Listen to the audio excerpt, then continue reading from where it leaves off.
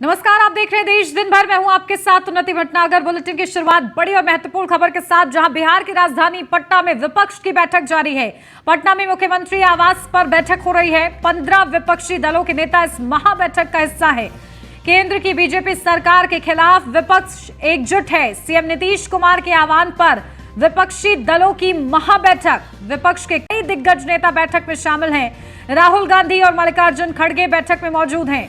CM Mamata Banerjee और CM Arvind Kejriwal मौजूद हैं। शरद पवार और हेमंत सोरेन भी बैठक में मौजूद हैं। तो विपक्ष के कई दिग्गज नेता बैठक में शामिल हैं। राहुल गांधी और मल्लिकार्जुन खड़गे इस बैठक में मौजूद हैं। तो विपक्ष की मोर्चाबंदी, सीएम ममता बनर्जी और सीएम अरविंद केजरीवाल भी इस बैठक में मौजूद हैं। तो बड़ी बैठक हो रही है। विपक्ष एकजुटता बनाने का प्रयास कर रहा है और ये बैठक उसी का प्रतीक है। लेकिन सुर मिल पाते हैं कि नहीं इस बैठक के जरिए, विपक्षी दलों की देखना महत्वपूर्ण रहेगा। लगातार न्यूज़ वन इंडिया की नजर इस बड़ी खबर पर बनी हुई है, क्योंकि 15 विपक्षी दलों के नेता महाबैठक में मौजूद हैं। सत्ताधारी दल यानी कि बीजेपी के खिलाफ मोर्चाबंदी हो रही है। ऐसा इतिहास में पहले भी हो चुका है जब बड़े महागठबंधन हुए हैं और इसका असर भी देखने को मिला है। लेकिन ये महागठबंधन किस तरीके से हो पाता है या कितना सफल रहता है, ये बड़े सवाल रहेंगे कायम। तो राहुल गांधी और मल्लिकार्जुन खड़गे भी इस बैठक का हिस्सा हैं। अखिलेश यादव समाजवादी पार्टी के अध्यक्ष भी इस बैठक में हैं। पश्चिम बंगाल की मुख्यमंत्री ममता बनर्जी, शरद पवार, हेमंत सोरेन इस बैठक में शामिल हैं। चर्चा की जा रही है 2024 के लिए विपक्ष अपनी संयुक्त रणनीति बनाने में मंथन कर रहा है और बीजेपी को हटाने की कोशिश में सभी दल एक साथ आए हैं, हाथ मिला चुके हैं। लेकिन अब दिल मिलते हैं कि नहीं, ये बड़ा सवाल है। तो चर्चा हो रही है और फायदा नुकसान पर चर्चा होगी और सभी में समन्वय बन पाता है या नहीं, क्योंकि राजनीति में अपना फायदा नुकसान सभी दल देखते हैं और उसी को सर्वोपरि रखते हैं। तो ऐसे में एक लक्ष्य सभी पार्टियों का हो पाएगा कि नहीं, विपक्ष इसके जरिए एकजुट हो पाएगा कि नहीं। हालांकि इस बैठक से पहले ही सुर अलग अलग नजर आए, जहां दिल्ली के मुख्यमंत्री अरविंद केजरीवाल का कहना था कि इस बैठक में हम अध्यादेश के खिलाफ चर्चा करेंगे। वो अध्यादेश पर चर्चा चाहते हैं, लेकिन सभी विपक्ष चाहता है कि 2024 पर पहले चर्चा हो, अध्यादेश पर हम सदन में चर्चा करेंगे। तो एक तरफ सुर यहां ही बिफरे नजर आ रहे हैं। तो इसी के साथ अगर बात करें जयंत चौधरी की, तो उन्होंने पारिवारिक कार्यक्रमों का हवाला देते हुए इससे दूरी बना ली है। ऐसे में अब विपक्ष जो एकजुट होने की बात कह रहा है, क्या विपक्ष वाकई एकजुट हो पाएगा, ये बड़ा सवाल। अपडेट ले लेते हैं। हमारे ब्यूरो चीफ मनोज कुमार हमारे साथ जुड़ गए हैं।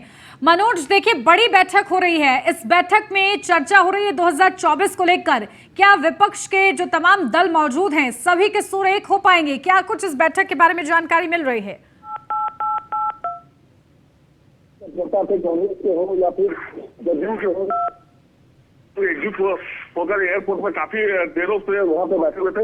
हालांकि जब राहुल गांधी आए तो जोरदार उनका स्वागत किया गया और साथ ही साथ जिस प्रकार देखा जा रहा है कि आने वाले जो समय में जिस प्रकार विपक्ष का जो एकजुट किया जा रहा है यहाँ पे कि पीएम का चेहरे को लेकर कि इसमें जो जिस प्रकार नीतीश कुमार अपने को चर्चा का विषय बनाए हुए हैं और लगातार जो विपक्ष के बैठक को लेकर जो लगातार बैठक जो चल रही है, इसमें सबसे बड़ी चीज है कि इसमें जो है अभी देखिए अति अनुसूचित जनजाति और पिछड़े जाति की बातें नहीं की जा रही है। इसमें सिर्फ जो है लोकसभा, आगामी लोकसभा चुनाव को लेकर बैठक को विशेष फोकस किया गया है। और इसको लेकर जिस प्रकार सारे दल के लोगों की मौजूदगी यहाँ पे पटना में हो चुकी है और यहाँ पे कुछ दिनों के बाद ये बैठक होना है और बैठक के बाद उसमें डिसीजन लिया जाएगा कि किस प्रकार आगे की रणनीतियां तय की जाएगी। और ये जो रणनीति तय की जाएगी बिहार से, और ये पूरे देश के लिए कम से कम भाजपा के लिए चुनौतीपूर्ण मानी जाएगी। लेकिन एक तरफ जहां विपक्ष का मानना है और जिस प्रकार यदि देखा जाए तो भाजपा के लोगों का मानना है कि आज कांग्रेस के लिए काला दिन है और आज के दिन ही जिस प्रकार काला दिन मनाया जाता था, आज ये विपक्ष में बैठक करने के लिए लोग बिहार पहुंचे हुए हैं। तो बहुत सी बातें अभी सामने आ रही है और कुछ देर के बाद यहाँ पे जिस प्रकार विपक्ष की बैठक होगी, उसके बाद ही निर्णय लिया जा सकता है कि आगे की रणनीतियां इन लोगों की क्या है। बिल्कुल, तो देखिए बड़ी ये बैठक है। इस बैठक पर विस्तृत चर्चा हो रही है और इस चर्चा के बाद क्या रुख रहता है सभी विपक्षी दलों का, ये देखना महत्वपूर्ण रहेगा। बहुत शुक्रिया मनोज आपका तमाम जानकारी के लिए।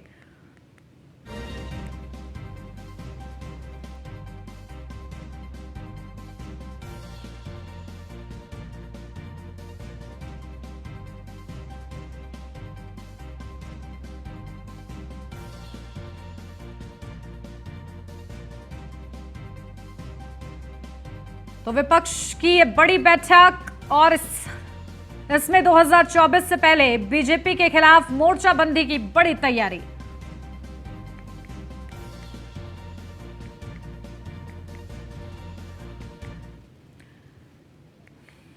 दिल्ली से बड़ी अपडेट। केंद्रीय मंत्री स्मृति ईरानी का बड़ा बयान। पटना में विपक्ष की मीटिंग पर बोली हैं स्मृति ईरानी, इन सभी से जनता सचेत हो रही है।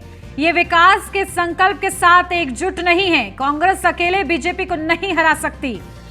तो स्मृति ईरानी का ये बड़ा बयान विपक्ष की इस बैठक पर कि कांग्रेस बीजेपी को अकेले नहीं हरा सकती और इसी के लिए गठबंधन की जरूरत पड़ रही है। ये सभी विकास के संकल्प के खिलाफ हैं। जनता अब इनसे सचेत हो रही है।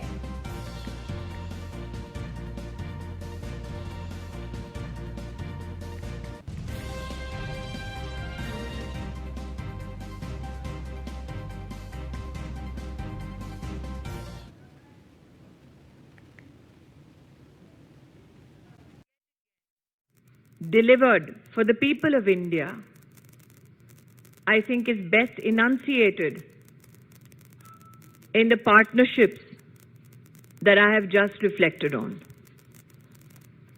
देवी और सज्जनों, प्रधानमंत्री मोदी की अमेरिका के दौरे के दौरान डिप्लोमेटिक और स्ट्रेटेजिक कई ऐसे अहम निर्णय लिए गए जो नव भारत के निर्माण में आत्मनिर्भर भारत के संकल्प के साथ हमारे देश में हिंदुस्तानियों को आर्थिक उन्नति के नए अवसर प्रदान करेंगे। आप सब जानते हैं कि प्रधानमंत्री मोदी के नेतृत्व में कई समझौते यूएस के इस दौरे में किए गए। $825 मिलियन के निवेश के साथ हिंदुस्तान में माइक्रोन टेक्नोलॉजी, सेमीकंडक्टर की सुविधा, असेंबली और प्रौद्योगिकी की दृष्टि से फैसिलिटी को भारत में स्थापित करेगी। कुल निवेश मात्र इस एमओयू की वजह से होगा $2.7 बिलियन का। अंतरिक्ष की दृष्टि से एक ऐतिहासिक समझौता इसरो और नासा के बीच, जिसके अंतर्गत मनुष्य को अंतरिक्ष की नई ऊंचाइयों से अवगत कराने का ये कोऑपरेशन, ये समझौता साल 2023 के अंत तक अलंकृत किया जाएगा। आप सब जानते हैं प्रधानमंत्री मोदी जी ने क्वांटम कंप्यूटिंग की दृष्टि से भारत सरकार के सौजन्य से एक विशिष्ट योजना को साकार किया है। अमेरिका के दोनों सदन के संयुक्त सत्र को पीएम मोदी ने संबोधित किया। अमेरिकी संसद को संबोधित करना सम्मान की बात है। प्रधानमंत्री ने कहा, आतंकवाद को बढ़ावा देने वालों से मिलकर हमें लड़ना होगा।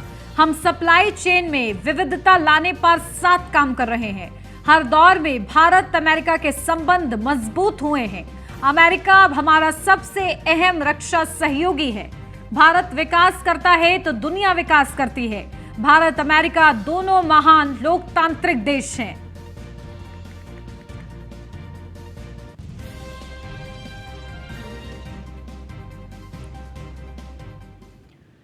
अमेरिका दौरे पर प्रधानमंत्री नरेंद्र मोदी, जहां स्टेट डिनर में प्रधानमंत्री नरेंद्र मोदी ने संबोधित किया कि भारतीय बच्चे बन रहे हैं स्पाइडरमैन, अमेरिका कर रहा है नाटू नाटू पर डांस। भारत और अमेरिका के बीच दोस्ती के मजबूत जोड़ को सेलिब्रेट कर रहे हैं। लोकतंत्र हमारी रगों में है, अल्पसंख्यकों के साथ कोई भेदभाव नहीं होता।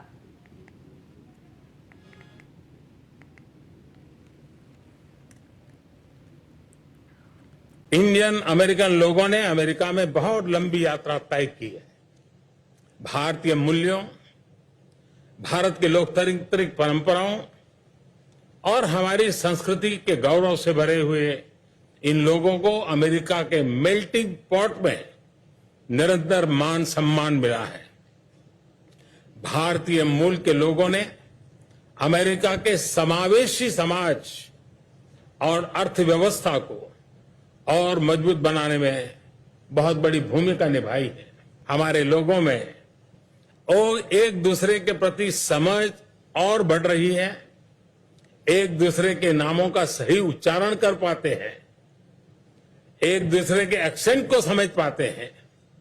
भारत में बच्चे हैलोवीन पर स्पाइडरमैन बनते हैं और अमेरिका के युवा नाटू नाटू पर डांस करते हैं। मिस्टर प्रेसिडेंट, पिछले 5 दशकों से बदलते विश्व में उथल पुथल के बीच आप लगातार अपने देश की और पूरी मानवता की सेवा में जुटे हुए हैं। आपने हर एडवर्सिटी को स्ट्रेंथ में बदला है, हर लॉस को रिजॉल्व में बदला है और हर चैलेंज को मिशन के रूप में लिया है। आप बोलने में सॉफ्ट है पर एक्शन में पूरी तरह स्ट्रांग है और मैं समझता हूं कि आपकी इस यात्रा में एक शिक्षाविद के रूप में डॉक्टर जिल बाइडेन का भी बहुत बड़ा योगदान रहा है। दिल्ली से अब खबर, जहां जनसंघ के संस्थापक डॉक्टर श्यामा प्रसाद मुखर्जी की पुण्यतिथि है आज और बीजेपी मुख्यालय में श्यामा प्रसाद मुखर्जी की प्रतिमा पर श्रद्धा सुमन अर्पित किया गया है। केंद्रीय मंत्री स्मृति ईरानी, प्रहलाद सिंह पटेल ने श्यामा प्रसाद मुखर्जी को श्रद्धांजलि दी है। मौके पर तमाम पदाधिकारियों समेत बीजेपी राष्ट्रीय संगठन महामंत्री बीएल संतोष मौजूद रहे हैं। डॉक्टर श्यामा प्रसाद मुखर्जी की पुण्यतिथि आज, जनसंघ के संस्थापक, आज उनको याद किया जा रहा है, उनके संकल्पों को याद किया जा रहा है। बीजेपी मुख्यालय पर उनकी तस्वीर पर पुष्पांजलि अर्पित की गई है, उनकी प्रतिमा पर माल्यार्पण किया गया है। औरंगाबाद में जन अधिकार पार्टी के बिहार प्रदेश प्रवक्ता संदीप सिंह समदर्शी ने बताया है कि बैठक को लेकर पटना में कई पार्टियों के राष्ट्रीय अध्यक्षों का आना शुरू हो गया है। इसे लेकर उन्होंने महागठबंधन के घटक दलों को यह नसीहत दी है कि अगर बीजेपी को गद्दी से हटाना है तो देश के हर प्रदेश की क्षेत्रीय पार्टियों को अपने साथ लाना होगा। अगर महागठबंधन में सम्मिलित पार्टियां इसका नजरअंदाज करके चलती हैं तो महागठबंधन को इसका खामियाजा भुगतना पड़ेगा।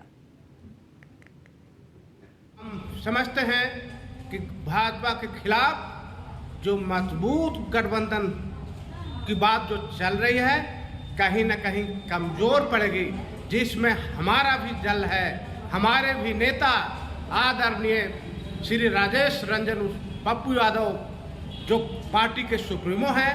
हमारा पार्टी जन अधिकार पार्टी लोकतांत्रिक है जो सूबे बिहार में सत्ता और विपक्ष के साथ छोड़ करके मुख्य विपक्षी का भूमिका विगत हम लोग वर्षों तक विपक्ष की भूमिका में। आगामी 4 जुलाई से जिले के सुल्तानगंज में शुरू होने वाले विश्व प्रसिद्ध श्रावणी मेले को लेकर भागलपुर के जिलाधिकारी सुब्रत कुमार सेन की अध्यक्षता में प्रशासनिक प्रभारी एसपी सुशांत कुमार सरोज, एसडीओ धनंजय कुमार सहित जिला प्रशासन और जनप्रतिनिधियों के साथ नगर सरकार भवन सुल्तानगंज में समीक्षात्मक बैठक की गई। इस दौरान जिलाधिकारी ने कहा कि श्रावणी मेला इस बार लंबी अवधि तक 4 जुलाई से 31 जुलाई तक चलेगा। तो अजगेबीनाथ गंगा घाट सुल्तानगंज में से काफी संख्या में श्रद्धालु गंगा जल भरकर देवघर जलाभिषेक के लिए जाते हैं। इसके लिए हम लोगों ने व्यापक तैयारी कर रखी है। सभी विभागों की तैयारियां अंतिम चरण में हैं। अगले 10 से 15 दिनों में सभी तैयारियां कर ली जाएंगी। बिजली, शौचालय, ठहरने के स्थान, पेयजल सुरक्षा, स्वास्थ्य केंद्र, अग्निशमन और पैदल कांवरिया पथ को दुरुस्त कर लिया जाएगा।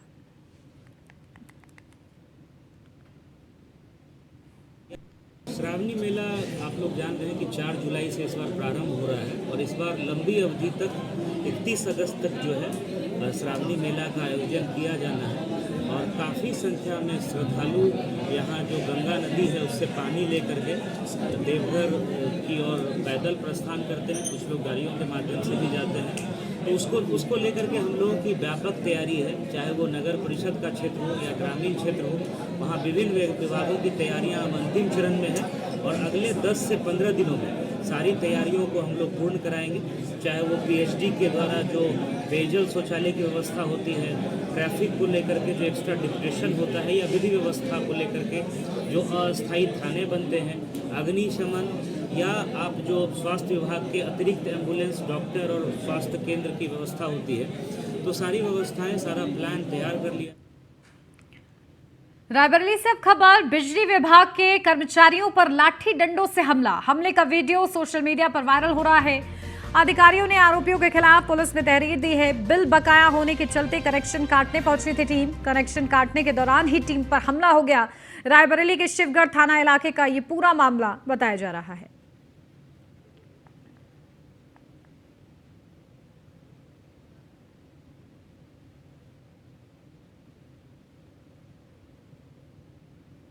तो बिजली विभाग के कर्मचारियों पर लाठी डंडों से हमला किया गया है, उसका ये वीडियो हम आपको दिखा रहे हैं। बुलंदशहर से अब खबर, किसान की सोते वक्त गोली मारकर हत्या की गई। हत्या की घटना को अंजाम देकर आरोपी मौके से फरार हो गए। पुलिस मामले की जांच पड़ताल में जुटी हुई है। खानपुर थाना क्षेत्र के गांव मिर्जापुर नगली का पूरा मामला बताया जा रहा है। तो पुलिस उस पूरे मामले की जांच पड़ताल में जुटी हुई है। खानपुर थाना क्षेत्र के गांव मिर्जापुर नंगली का ये पूरा मामला है, जहां बुलंदशहर से खबर, किसान की सोते वक्त गोली मारकर हत्या की गई है। इस खबर के बाद से ही इलाके में दहशत का माहौल है। हत्या की घटना को अंजाम देकर आरोपी मौके से फरार है।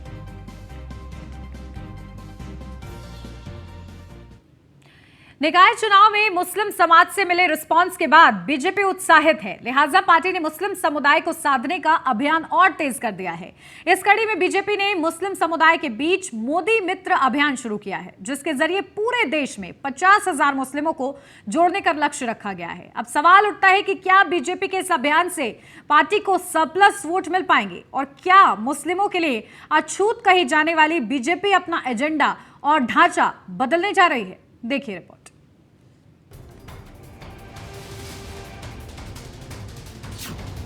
मुस्लिमों का मिलेगा साथ, लोकसभा चुनाव में बनेगी बात, मोदी मित्र बनेंगे 2024 के सारथी। अल्पसंख्यकों के बीच मजबूत धमक बनाने के लिए बीजेपी का अभियान जारी है। इस कड़ी में मोदी मित्र के नाम से एक और अभियान की बीजेपी ने शुरुआत की है। लक्ष्य है 2024 से पहले से ज्यादा मुस्लिम समुदाय के लोगों को पार्टी के साथ जोड़ना। इसके लिए बीजेपी अल्पसंख्यक मोर्चा हर लोकसभा क्षेत्र में ऐसे 150 लोगों को चिन्हित करने में जुटा है जो पीएम मोदी की नीतियों की तारीफ करते हैं। इसके तहत हर लोकसभा क्षेत्र में 150 मोदी मित्र बनाए जाएंगे। इन्हें बकायदा मोदी मित्र सर्टिफिकेट भी जारी किए जाएंगे। देवबंद से इसकी शुरुआत हो चुकी है। ऐसे कार्यक्रमों में केंद्र सरकार के कार्यक्रमों के लाभार्थी भी बुलाए जा रहे हैं। पसमानदा मुसलमानों का, पसमानदा मतलब होता है पिछड़े हुए मुसलमानों जो आर्थिक रूप से, सामाजिक रूप से पिछड़े हैं, उनका सम्मेलन करके हम उन्हें बताने का काम कर रहे हैं कि हमारे लिए तुलसी जितना जरूरी है उतना कबीर भी जरूरी है। और हम इसमें कामयाब भी हुए हैं। रामपुर का चुनाव देखिए, हम लोग जीते और रामपुर में हमने पसमानदा मुसलमानों का सम्मेलन भी कराया। मुसलमान भाई जानते हैं कि हमारी जो भी योजना आई है हम हिंदू मुसलमान नहीं देखे।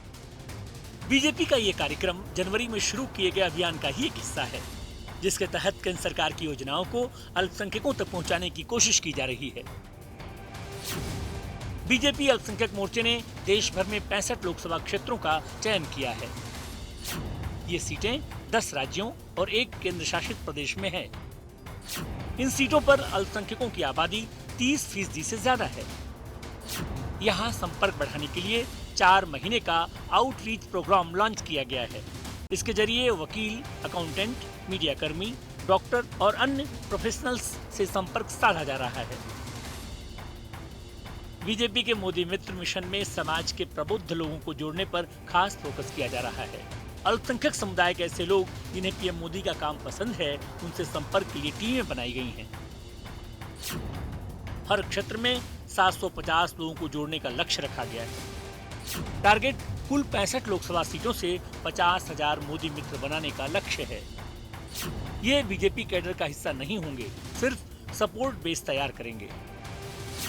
इस साल के अंत में सभी मोदी मित्रों का एक बड़ा सम्मेलन होगा, जिसे खुद प्रधानमंत्री मोदी संबोधित करेंगे। हालिया निकाय चुनाव में बीजेपी के टिकट पर कई मुस्लिम उम्मीदवार जीत गए, जिससे पार्टी का उत्साह बढ़ा हुआ है। बीजेपी ने जिन मुस्लिम उम्मीदवारों को टिकट दिया था, उसमें ज्यादातर पसमानदा समाज से थे। ऐसे में बीजेपी ने अपना अभियान और तेज कर दिया है, ताकि निकाय चुनाव के रुझानों का असर लोकसभा चुनाव के नतीजों पर भी देखने को मिले। बीजेपी अल्पसंख्यक मोर्चा ने जिन सीटों का चयन किया है, उनमें यूपी और बंगाल की 13 सीटें हैं, जम्मू कश्मीर की 5 और बिहार की 4 सीटें शामिल हैं। इसके अलावा केरल, असम, मध्य प्रदेश की कुल 9 सीटों पर खास नजर है। प्रदेश में जब ब्राह्मणों पर अत्याचार होता है तो वो ब्राह्मणों के खिलाफ पीड़ित जो हत्यारे होते हैं उनको बचाते नजर आते हैं। एक दलित बेटी को 2:30 बजे रात को जलवा दिया। सनातन धर्म की परंपरा के विपरीत झूठ बोलने वाले भाजपा के लोग हैं, उनका सच जनता जान चुकी है। अब कुछ भी उनसे जब संभल नहीं रहा, उनको पता है कि उनका किला दरक चुका है, तो वो इस तरीके के झूठ फिर से राग अलाप रहे। कांग्रेस पार्टी 2024 में 300 से ज्यादा लोकसभा सीटें जीतकर सरकार बनाने जा रही है। ये वही मुसलमान हैं योगी जी और मोदी जी, जिनके बेटों का एनकाउंटर कर दिया जाता है, जिनकी हत्याएं कर दी जाती, जिनका मकान गिरा दिया जाता है। अगर विधायक सांसद है तो उसको जेल भेज दिया जाता है। ये वही मुसलमान है जिसका फ्रिज खोल के आपके कार्यकर्ता चेक करते हैं। इतनी बेशर्मी। खैर, बेचैनी तो बढ़ेगी। जैसे जैसे वोट बटेगा, वैसे वैसे बीजेपी की बेचैनी बढ़ेगी। कुल मिलाकर बीजेपी नेतृत्व की कोशिश उस छवि और मिठक को तोड़ने की है जो अब तक बीजेपी के साथ फेविकोल की तरह चिपकी है, कि बीजेपी मुसलमानों को राजनीतिक भागीदारी नहीं देती, और अगर पार्टी इस मुहिम में कामयाब हो गई तो मुस्लिमों का वोट उसके लिए सरप्लस होगा, वहीं विपक्ष के लिए नया सिरदर्द साबित होगा। सवाल उठता है कि क्या वाकई बीजेपी का यह अभियान लोकसभा चुनाव में उसका वोट प्रतिशत बढ़ा पाएगा? Bureau report, news 1 India. और इसी के साथ इस बुलेटिन में बस इतना ही। खबरों का सिलसिला आगे भी जारी रहेगा। बने रहिए न्यूज़ 1 इंडिया के साथ।